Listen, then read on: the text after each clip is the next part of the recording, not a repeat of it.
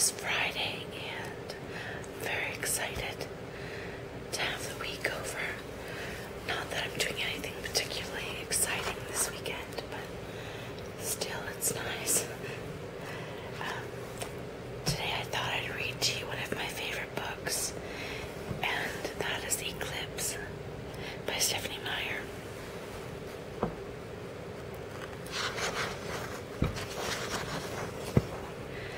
Some say the world will end in fire, some say in ice. From what I've tasted of desire, I hold with those who favor fire. But if I had to perish twice, I think I know enough of hate to say that for destruction, ice is also great and would suffice.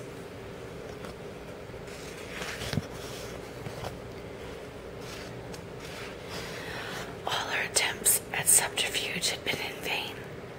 With ice in my heart, I watched him prepare to defend me. His intense concentration betrayed no hint of doubt, though he was outnumbered. I knew that we could expect no help at this moment. His family was fighting for their lives just as surely as he was for ours. Would I ever learn the outcome of that other fight? Find out who the winners and the losers were? Would I live long enough for that? The odds of that didn't look so great. Black eyes, wild with fierce craving for my death, watched for the moment when my protector's attention would be diverted. The moment when I would surely die. Somewhere far, far away, in the cold forest, a wolf howled.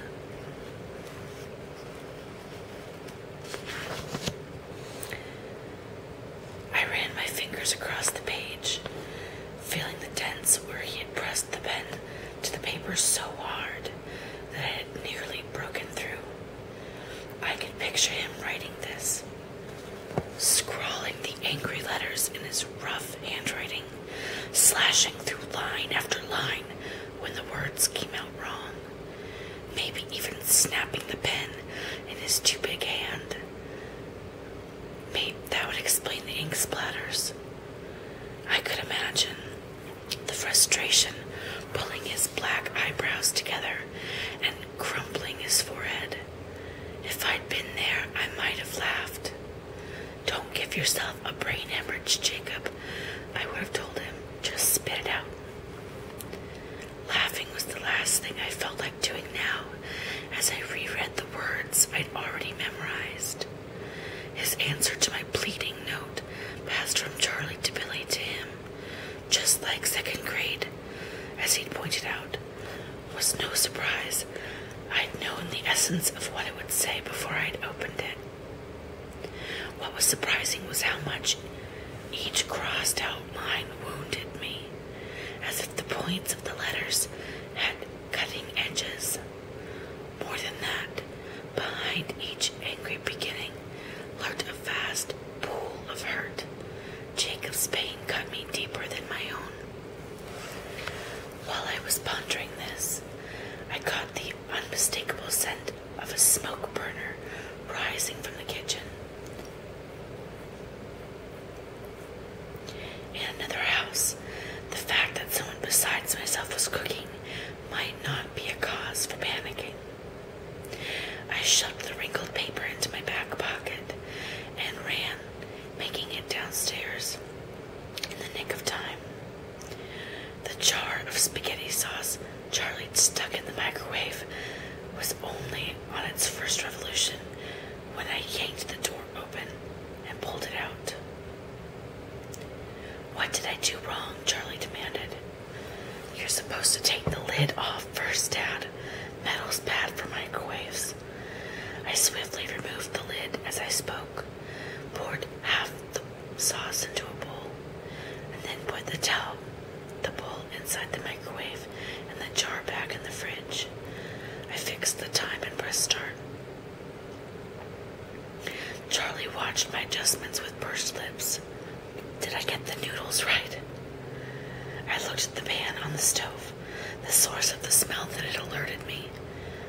Stirring helps, I said mildly, I found a spoon and tried to declump the mushy hunk that was scalded to the bottom.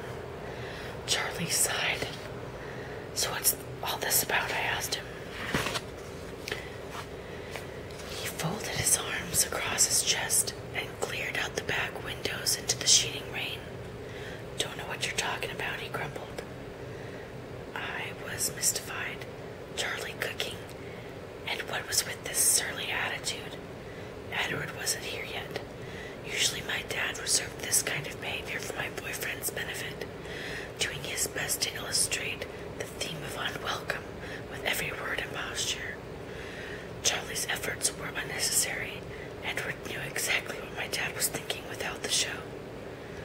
The word boyfriend had me chewing on the inside of my cheek with a familiar tension while I stirred. It wasn't the right word, not at all. I needed something more expressive of eternal commitment. But words like destiny and fate sounded hokey when you used them in casual conversation.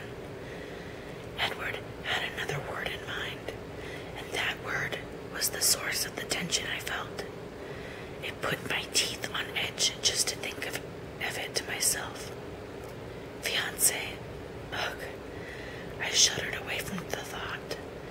Did I miss something? "Since when do you make dinner?" I asked Charlie. The pasta lump bobbed in the boiling water as I poked it. Or tried to make dinner, I should say. Charlie shrugged. "There's no law that says I can't cook in my own house." "You would know," I replied, grinning as I eyed the badge pinned to his leather jacket. "Ah, good one." He shrugged out of the jacket as if my glance had reminded him he still had it on, and hugged it on the peg reserved for his gear. His gun belt was already slung in place. He hadn't felt the need to wear that to the station for a few weeks. There had been no more disturbing appearances to trouble the small town of Forks, Washington. No more sightings of the giant, mysterious wolves in the ever-rainy woods. I prodded the noodles in silence, guessing that Charlie would get around to talking about whatever was bothering him in his own time.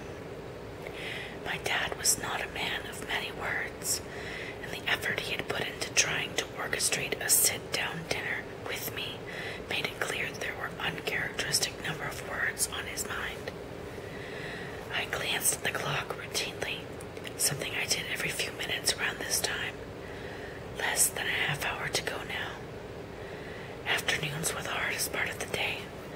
Ever since my former best friend and werewolf Jacob Black had informed on me about the motorcycle I'd been riding on a sly, a betrayal he had devised in order to get me grounded so that I couldn't spend time with my boyfriend and vampire, Edward Cullen. Edward had been allowed to see me only from 7 till 9:30 p.m., always inside the confines of my home, and under the supervision of my dad's unfailingly crabby glare.